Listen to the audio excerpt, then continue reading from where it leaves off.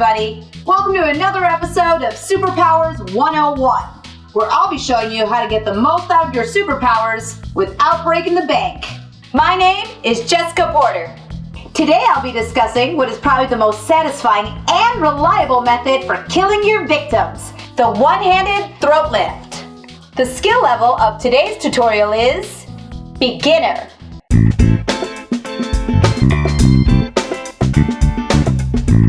Let's face it, I don't always have time to plan out some intricate, elaborate demise for my victims.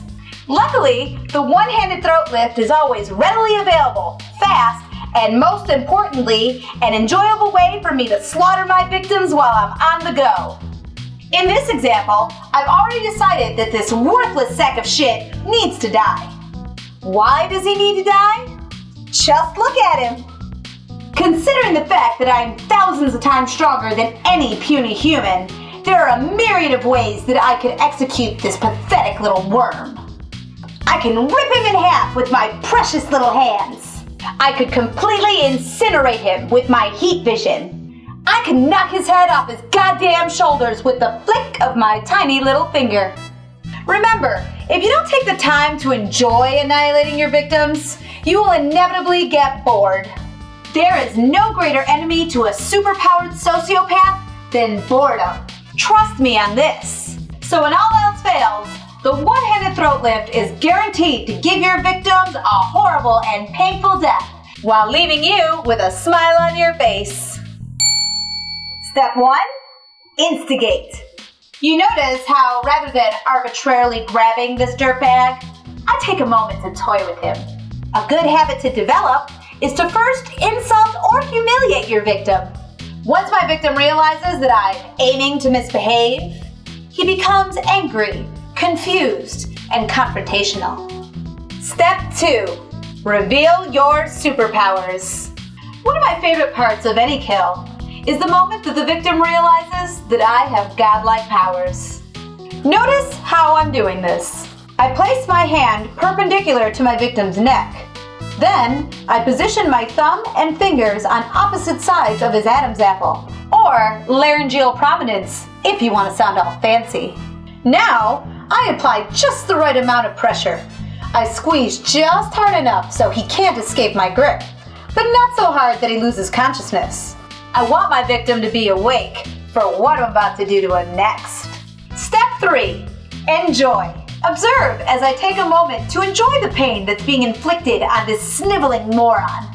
This moment should really be savored, like a fine wine or like the movie Lake Placid. Always remember to smile and maintain eye contact. I want my victim to see the sheer pleasure I'm feeling as I slowly put an end to his miserable existence. At this point, I'd like to bring my victims to their knees by lowering my arm in a slow, steady arc. Bringing a grown man to his knees with my bare hands is an amazing feeling, and I highly recommend trying it for yourself.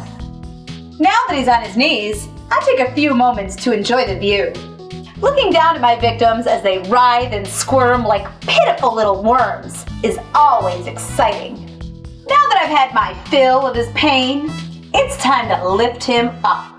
To avoid crushing my victim's windpipe, I reposition my thumb and forefinger under his lower jawbone, or mandible, if you want to get technical.